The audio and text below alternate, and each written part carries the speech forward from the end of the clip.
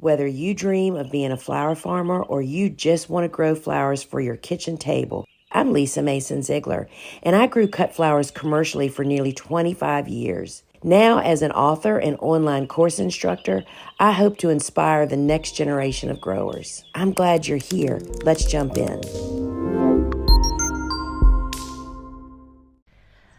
All right, so we're here in the cutting garden that we planted in front of our little inn building.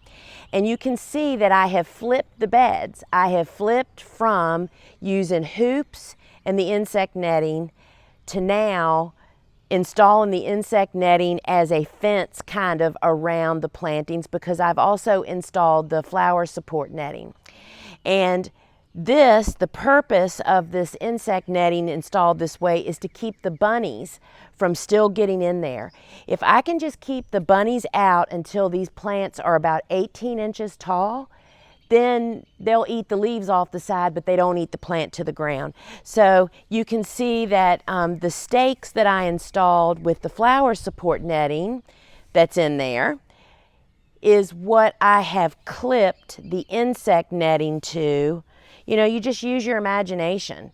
And so this has been this way now for almost a week, and so far so good.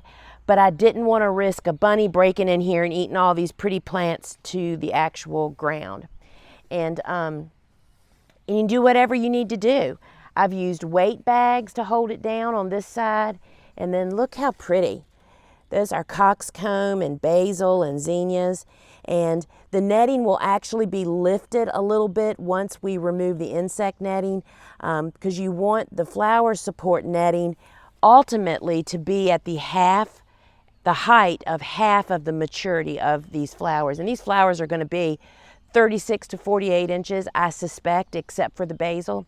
And so we want it to grab them right at their hips. So it's just like, think about you know, if we get them at the hips, that really supports them even when there's super torrential rain and windiness.